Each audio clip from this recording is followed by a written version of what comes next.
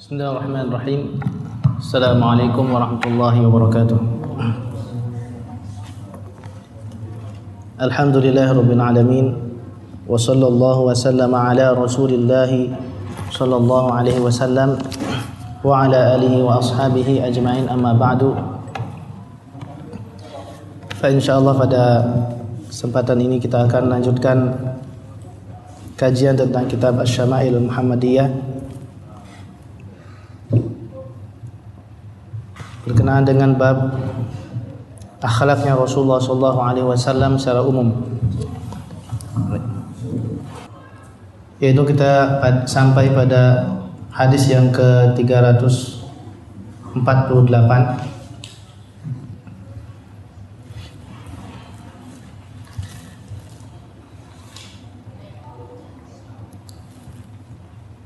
Bismillahirrahmanirrahim. Isnadi ilal muallif rahimahullah. قال حدثنا هارون بن إسحاق الحمداني قال حدثنا عبده عن هشام بن عروة عن أبيه عن عائشة رضي الله عنها قالت ما ضرب رسول الله صلى الله عليه وسلم بيده قط إلا أن يجاهد في سبيل الله تعالى ولا ضرب خادما ولا امرأة.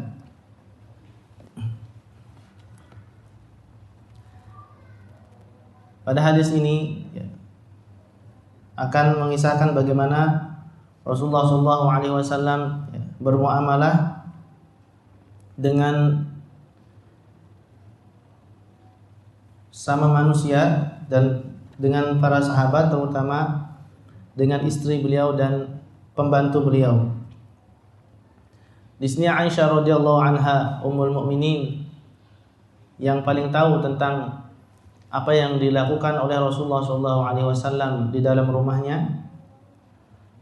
Ia mengatakan, ma daraba Rasulullah SAW biyadihi syai'an qat. Rasulullah SAW tidak pernah memukul dengan tangannya sesuatu pun sama sekali. Artinya Rasulullah SAW menjaga tangannya agar tidak menzalimi seseorang. Adapun Rasulullah SAW kalau memukul dengan tangannya mungkin ketika menggerakkan kuda untuk berjalan, ini mungkin. Tapi di sini maksudnya adalah manusia. Rasulullah SAW tidak pernah memukul dengan tangannya suatu pun, maksudnya manusia sama sekali. Rasulullah menjaga tangannya illa ayyujahida fi sabilillahi ta'ala, kecuali Rasulullah SAW memukul ketika berjihad di jalan Allah Subhanahu wa taala.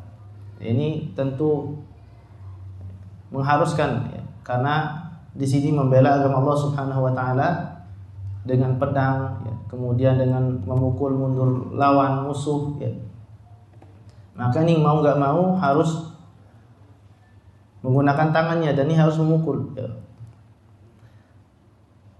Wala daraba khadiman wala imra'atan. Dan Rasulullah SAW tidak pernah memukul pembantu dan juga istrinya atau wanita. Di sini penyebutan Rasulullah SAW tidak pernah memukul pembantu dan wanita sebenarnya sudah masuk dalam keumuman awal tadi. Rasulullah SAW tidak pernah memukul seseorang dengan tangannya. Adapun kenapa disebut di sini pengkhususan, kenapa Rasulullah SAW tidak memukul pembantunya dan juga wanita atau istrinya, ini menandakan akan pentingnya hal tersebut untuk diperhatikan, karena kebanyakan pembantu istri itu di bawah kekuasaan suaminya, mudah bagi suaminya untuk menganiaya atau menzalim istrinya dan pembantunya. Tapi Rasulullah SAW selama bermuamalah dengan istrinya dan pembantunya sama sekali tidak pernah memukul, walaupun memukul istri yang dengan tidak melukai itu dibolehkan. Ghairul mubarrih, ketika istri itu tidak bisa dibilangi dan sebagainya, menentang ya, maka boleh, tapi tidak melukai, artinya pukulan yang pengajaran sebagaimana mengajarkan murid ya dipukul gak apa-apa, karena untuk mengajarkan untuk dia paham, tapi ini dihindari oleh Rasulullah SAW. Ini dihindari oleh Rasulullah alaihi salatu wassalam.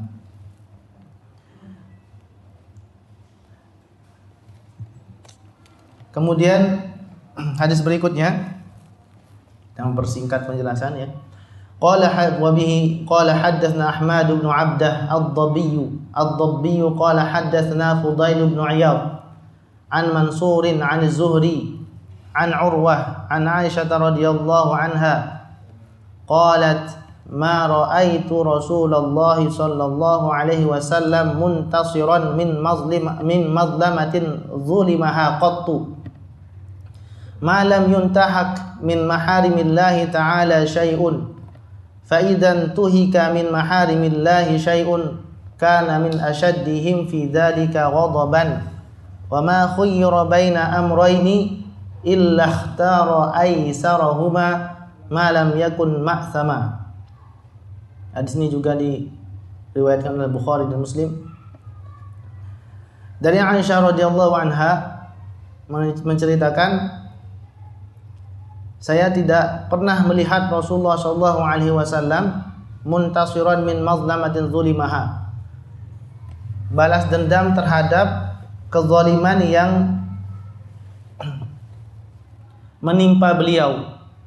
Rasulullah SAW tidak pernah membalas dendam terhadap kezaliman yang menimpa beliau, artinya menimpa diri beliau. Rasulullah SAW tidak pernah membalasnya. Ini karena menyangkut diri beliau. Adapun menyangkut agama, maka ini Rasulullah SAW menjadi orang yang terdepan dalam menegakkan agama. Kalau menyangkut dirinya sendiri, maka Rasulullah SAW memaafkan. Adapun zaman sekarang, kalau seorang itu mencaci Rasulullah SAW, ini beda lagi. Karena Rasulullah SAW ini agama. Orang menghina Rasulullah SAW atau mencaci Rasulullah SAW, maka hukumnya kesepakatan semua ulama dan semua kaum muslimin ini dibunuh.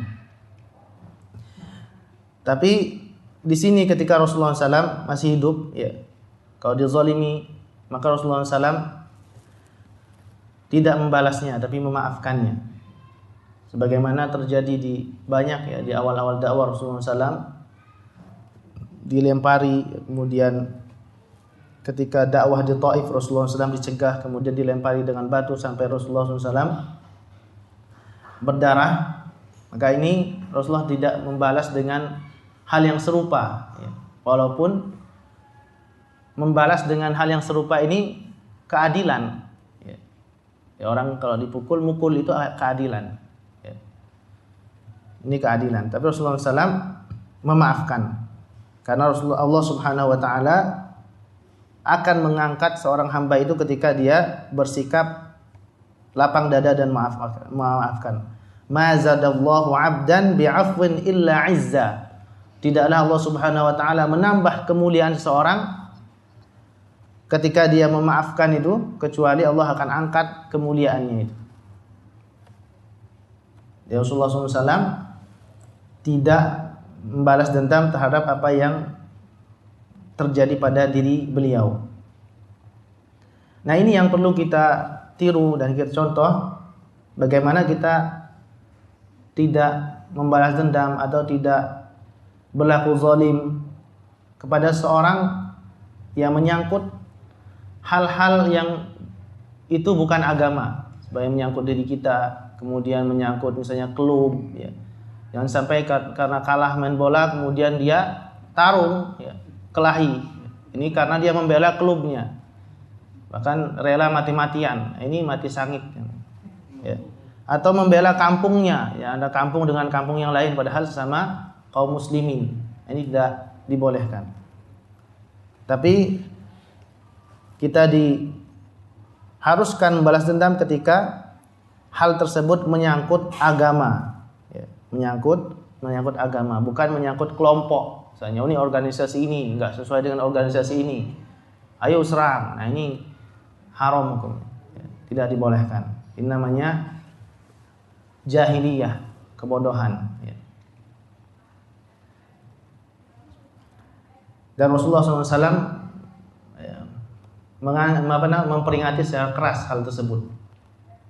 Sebagaimana pernah terjadi suatu ketika orang Ansor dan orang Muhajirin jalan dalam suatu peperangan, kemudian ada orang iseng dari orang Ansor atau orang Muhajirin ditendang pantatnya kemana jalan iseng. Kemudian salah satu kelompok mengatakan, ya Ansor, wahai orang Ansor, ini saya dizolimi. Maka orang Muhajirin juga, Muhajiri itu. Akhirnya apa? Akhirnya ambil bentrok. Maka Rasulullah SAW sangat melarang hal tersebut. Ini adalah kebiasaan jahiliyah. Ini maknanya Rasulullah SAW melarang ketika itu. Artinya Rasulullah SAW tidak merubah. Orang Ansor tetap Ansor, orang Muhajirin tetap Muhajirin. Nggak ada masalah. Seperti misalnya orang Denpasar tetap Denpasar, orang Kelungkung Kelungkung. Organisasi ini tetap organisasi ini. Organisasi nggak ada masalah. Selama dia tetap bersatu di atas agama Allah Subhanahu wa taala dan sunnahnya Rasulullah alaihi salatu wasallam. Rasulullah enggak merubah. Ansor berubah, Muhajirin enggak. Muhajirin berubah, Ansor enggak. Tetap enggak apa-apa. Jadi intisar balas dendam itu harus menyangkut dengan agama, lid-din, untuk meninggikan kalimat Allah Subhanahu wa taala. Rasulullah SAW tidak pernah membalas dendam terhadap dirinya. Ini berbeda kalau sekarang. Kalau zaman sekarang Rasulullah dicaci, kita wajib membela. Karena Rasulullah itu termasuk agama. Kalau Rasulullah ketika itu masih hidup, gak ada masalah. Itu menyangkut Rasulullah SAW. Tapi kalau zaman sekarang, Rasulullah sudah meninggal, ini harus dibalas dendam. Ini karena menyangkut agama. Ma lam yuntahak min maharimillahi ta'ala syai'un.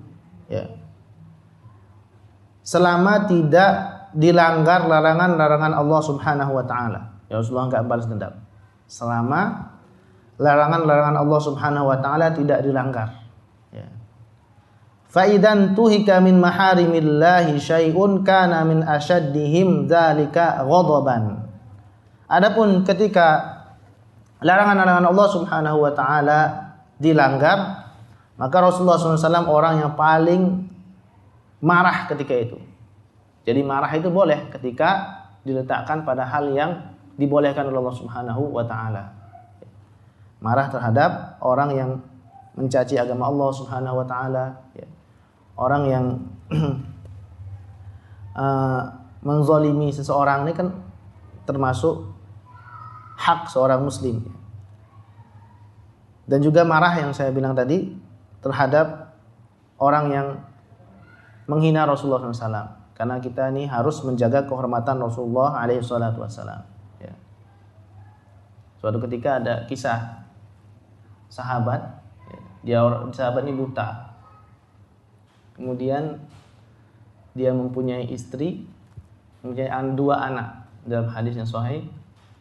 Kemudian istrinya ini suka mencaci Nabi SAW ketika masa hidupnya. Suka mencaci. Kemudian Rasulullah seorang yang buta ini tentu mengandalkan istrinya dalam berjalan, melarang, jangan, nggak boleh. Kemudian tetap dia mencaci, diperingati oleh yang buta ini, jangan. Tetap dia mencaci. Akhirnya apa?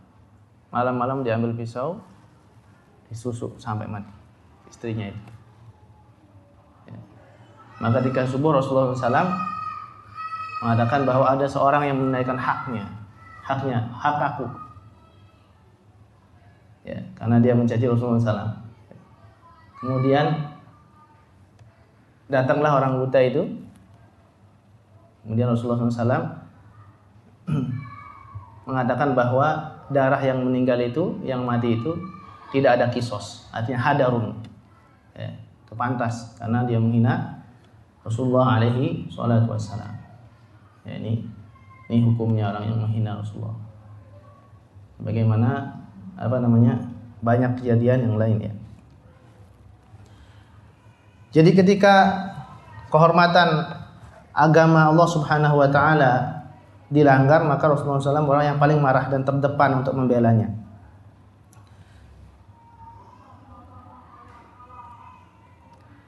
Wala khuyira baina amrayni illa ikhtara aisarahuma.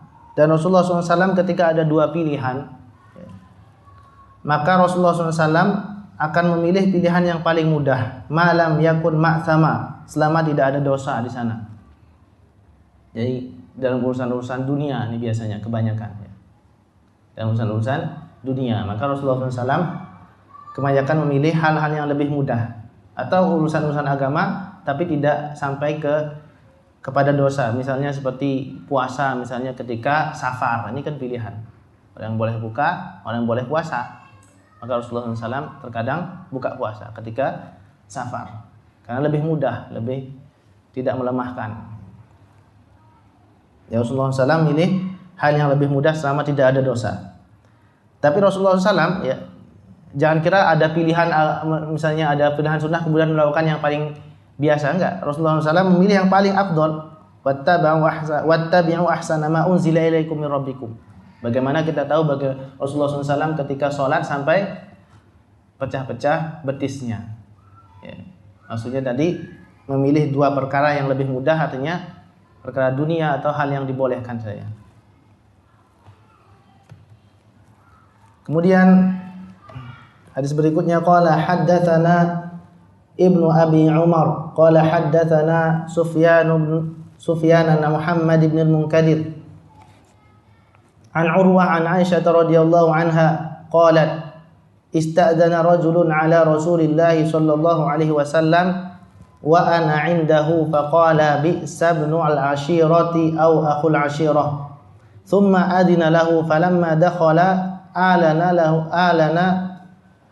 lahu al-qawl falamma dakhala alana lahu al-qawla falamma kharaja qultu ya Rasulullah qulta ma qulta thumma alanta lahu al-qawla faqala ya Aisyatu inna min syarrin nasi man tarakahu an-nasu aw wada'ahu an-nasu ittiqa'a fuhshihi.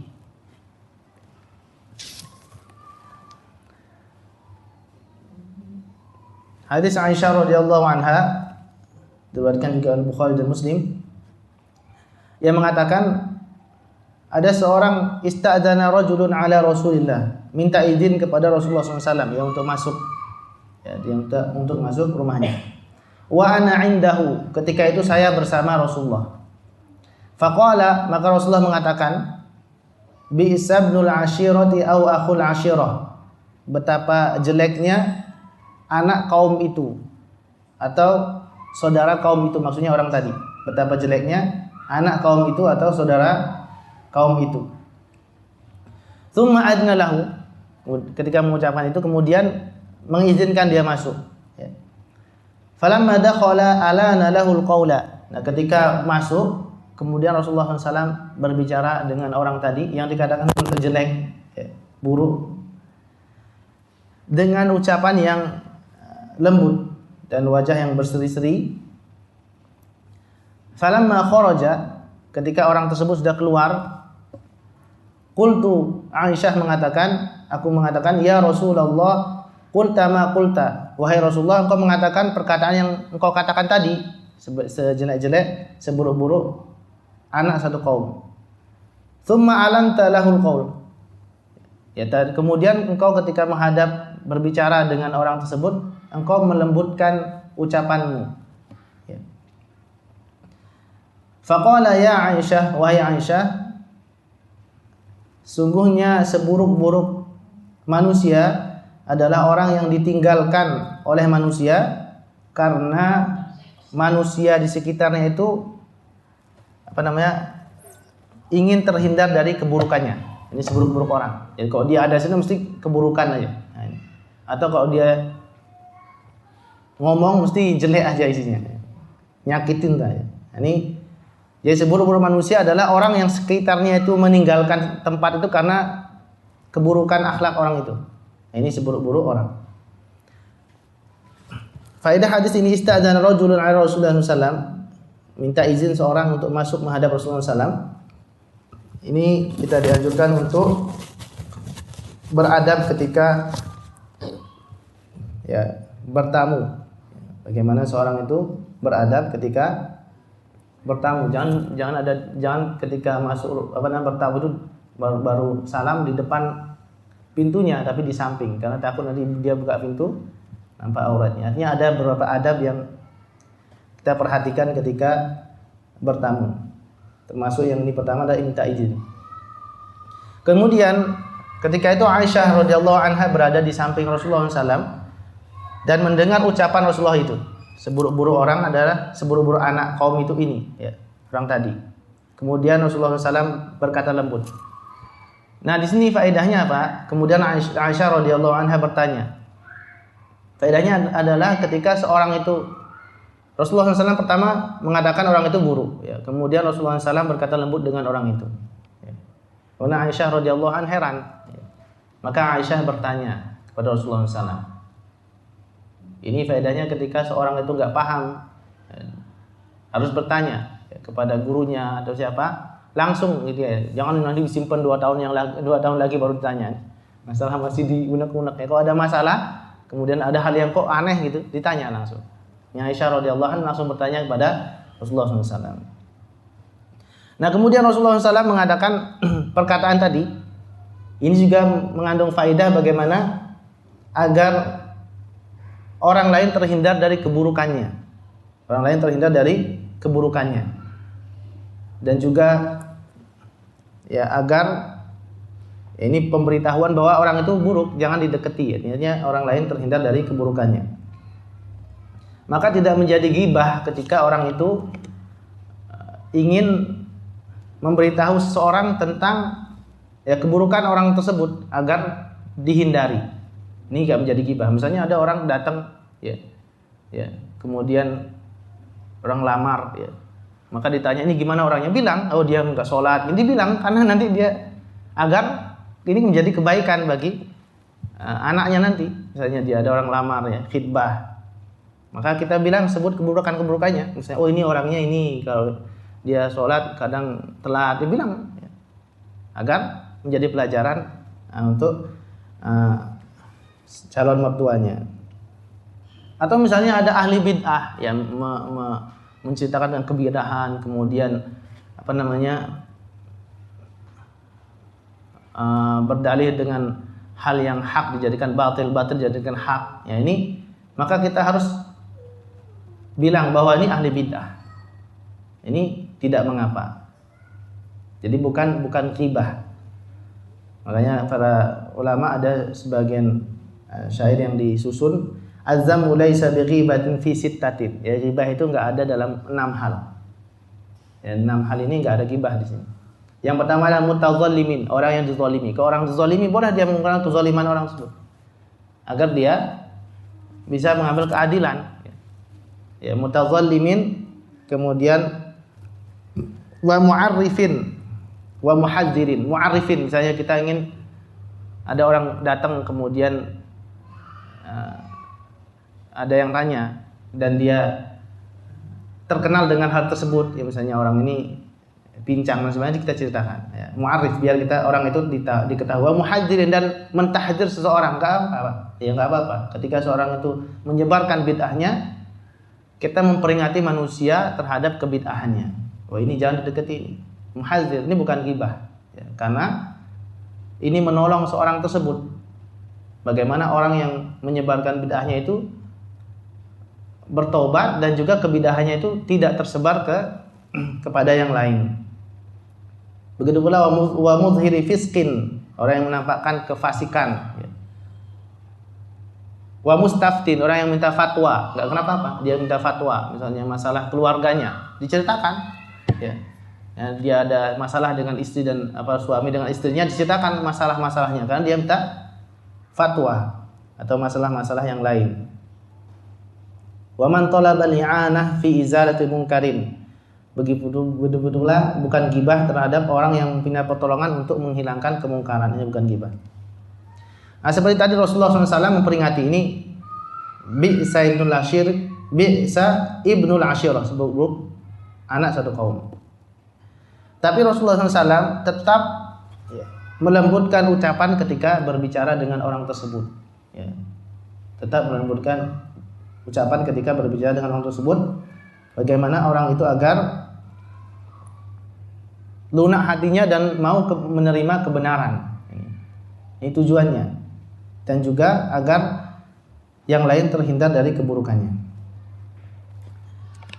Kemudian kita lanjutkan, qala haddatsan wa bihi qala haddatsa Sufyan bin Waqi' qala haddatsana Jumai' ibn Umar ibn Abdurrahman al-Ijli qala akhbarani rajulun min bani Tamim min waladi Abi Halah zawji Khadijah yukna Aba Abdullah an ibni li Abi Halah an ibnin li Abi Halah an al-Hasan ibn Ali radhiyallahu anhuma qala al-Husain ibn Ali radhiyallahu anhuma sa'altu abi an siratir Nabi sallallahu alaihi wasallam fi julasaihi faqala kana Rasulullah sallallahu alaihi wasallam daimal bishri sahlal khuluqi layyinal janibi laysa bi fadhin wala ghalid wala sakhabin wala fahashin wala ayyabin wala mushahin yataghafalu amma la yashtahi wala yu'isu minhu rajihi wala yujibu fihi qad taraka nafsahu min thalathin al-mira'i wal ikbari wa ma la ya'nihi wa taraka an-nasa min thalathin kana la yadhummu أحدا ولا يعيبه ولا يعيره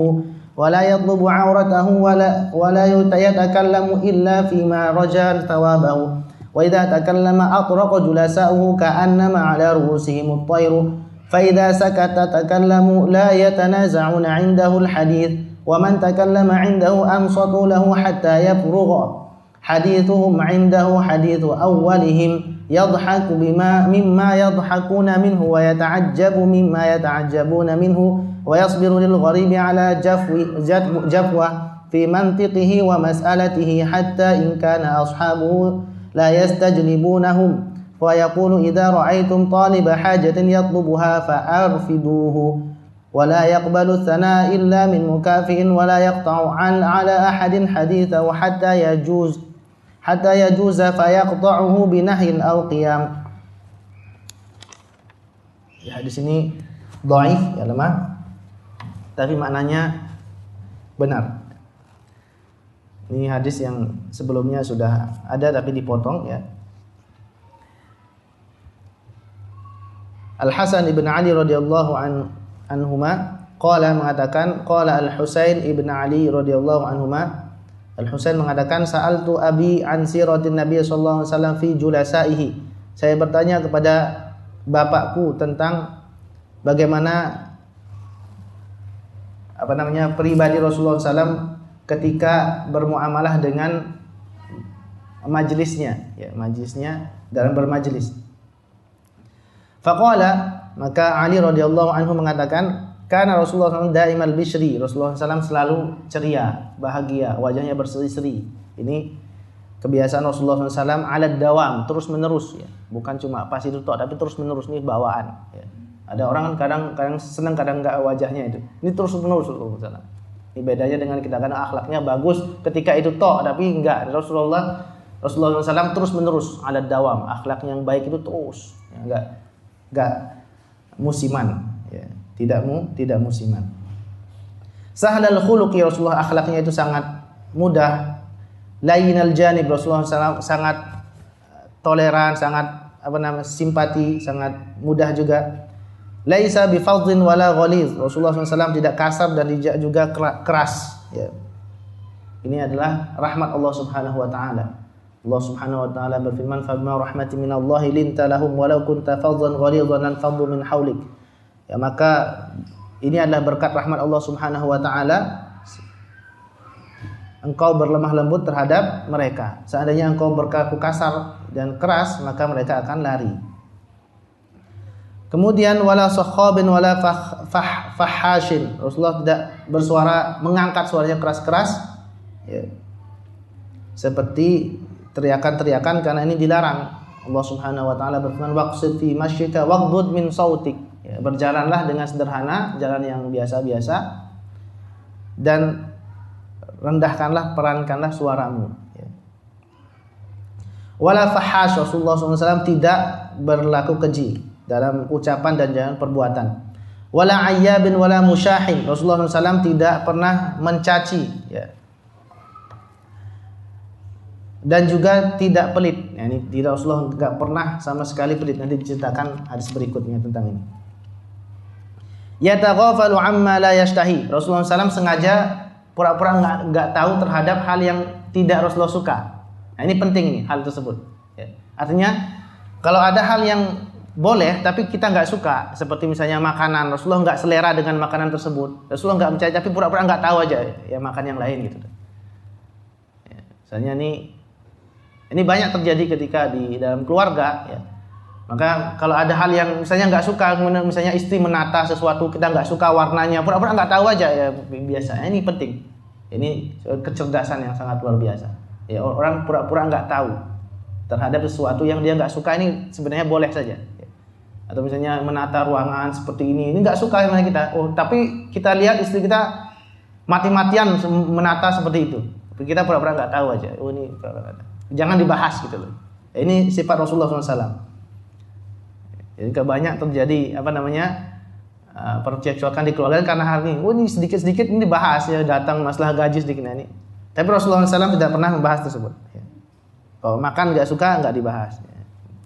Nah, ini termasuk kecerdasan yang perlu kita tiru.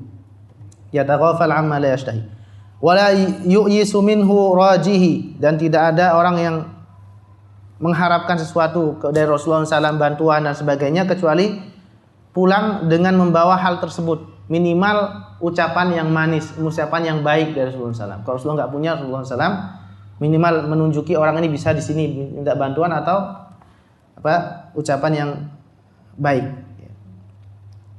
Qad taraka nafsahu min thalathin wa la yujibu fihi. Qad taraka nafsahu min thalathin. Rasulullah SAW meninggalkan pada dirinya itu 3 perkara. Rasulullah enggak pernah ada pada dirinya 3 perkara. Yang pertama adalah al-mira'u. Al-mira' ini adalah perdebatan dan permusuhan. Ini penting ya. Kalau misalnya kita misalnya hal tersebut menyebabkan permusuhan, kita sampaikannya juga usah kita berdebat dalam masalah tersebut ya. Artinya kita sampaikan kebenaran, dia mau ikut enggak ya. Jangan sampai debat kusir ya. Walaupun perdebatan boleh selama perdebatan mencari kebenaran. Tapi perdebatan sampai permusuhan ini tidak dibolehkan. Al-mira' wal ikbar, dan Rasulullah SAW tidak pernah membangga-banggakan masalah dunia, harta. Ya. Tidak pernah membanggakan harta dan sebagainya, artinya sombong. Tidak pernah Rasulullah SAW seperti itu. Wa ma la ya'ni, hal-hal yang enggak penting. Rasulullah SAW tidak ada pada diri beliau. Wa tarakan nasa min thalathin. Rasulullah meninggalkan manusia pada 3 perkara juga. Kana la yazummu ahadan. Rasulullah enggak pernah mencaci seorang. Wala ya'ibuhu wala yu'ayyiruhu. Sama, ya, mencaci dan menghina. Wala yatlubu auratahu. Rasulullah SAW enggak pernah mencari-cari kesalahan seorang. Ya, jangan cari-cari si fulan kemudian sampai kita detail, masa gini-gini, sampai kita mencari. Ya, ini enggak boleh. Ya. Sampai akhirnya kehormatannya tersingkap. Ini dilarang. Wala yatakallamu illa ma fi raja thawbahu. Yang ketiga adalah Rasulullah enggak pernah berbicara kecuali di sana diharapkan ada pahala. Nah, kemudian wa idza takallama atraqul julasa'u ka'annama 'ala ru'usihim at-tayr. Ketika Rasulullah berbicara, maka yang mendengarkan itu seakan-akan ada burung di atas kepalanya, karena saking khusyuknya mereka mendengarkan ucapannya Rasulullah alaihi salatu wasalam. Fa idza sakata takallamu la yatanaza'una 'indahu al-hadits. Ya, kalau ketika Rasulullah SAW diam, maka mereka berbicara. Jadi berbicara itu enggak pernah saling ribut dan berbicara jadi satu-satu ya, ngomong selesai nanti yang lain berbicara ya. Ini penting adab seperti ini ya. Wa man takallama 'indahu ansatu lahu hatta yafruq. Jadi siapa yang berbicara di hadapan Rasulullah SAW, Rasul diam dan sahabat diam sampai dia selesai, maka baru ditanggapi. Hadithuhum 'indahu hadithu awwalihi, yaitu pembicaraan di sisi Rasulullah SAW, siapa yang lebih dahulu, lebih dahulu misalnya dia dikasih bicara ya, bukan yang baru datang dan sebagainya, kemudian dia ingin lebih dahulu berbicara. Kemudian yadhaku mimma yadhakuna minhu wa yata'ajjabuna mimma yata'ajjabuna minhu. Rasulullah juga ketawa sebagaimana yang kalau yang lain ketawa Rasulullah ikut ketawa ya. Jangan pas orang ketawa dia enggak ketawa, atau orang enggak ketawa dia ketawa, kan lucu nih. Atau pura-pura ketawa ya. Kalau jamaah umroh dia enggak ngerti bahasa Arab, orang ketawa ikut ketawa biar enggak nampak sekali enggak bisa bahasa Arab. Dia ketawa ikut ketawa Rasulullah. Dan Rasulullah takjub, yang mereka takjub Rasulullah ikut takjub. Ini artinya Rasulullah SAW membaur. Ya, sedikit lagi.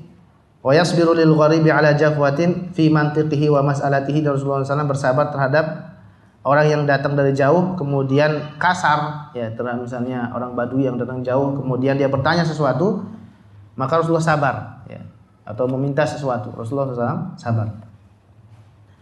Hatta in kana ashabu la yastajlibunahu, sampai para sahabat itu kalau ada orang dari jauh atau orang Badui semangat. Kenapa? Karena orang Badui itu terkadang dia bertanya spontan aja tanpa mikir-mikir, ya. Kalau sahabat kan dia ta'zimnya Rasulullah SAW. Badui langsung spontan aja. Jadi para sahabat mengambil banyak faedah dari pertanyaan-pertanyaan orang-orang yang jauh datang dari yang mengunjungi Rasulullah SAW. Wa yaqulu, dan mengatakan idza ra'aitum talib hajat yatlubuha fa'arfidu. Yang mengatakan jika engkau menemui orang yang mempunyai keperluan, meminta keperluan tersebut, maka bantulah dia. Dan Rasulullah SAW tidak pernah diberi hadiah kecuali membalasnya. Jika Rasulullah dikasih hadiah, Rasulullah membalasnya. Kenapa? Agar tidak ada seorang itu merasa berjasa terhadap Rasulullah SAW. Oh, saya berjasa ngasih, enggak, dibalas minimal sama, dibalas. Dan Rasulullah SAW tidak pernah memotong pembicaraan seorang kecuali misalnya ada hal kemungkaran Rasulullah potong, atau Rasulullah bangkit dari tempat tersebut. Demikian tutup dengan doa kifatul majlis. Subhanakallahumma bihamdika asyhadu an la ilaha illa anta astaghfiruka wa atubu ilaik. Assalamualaikum warahmatullahi wabarakatuh.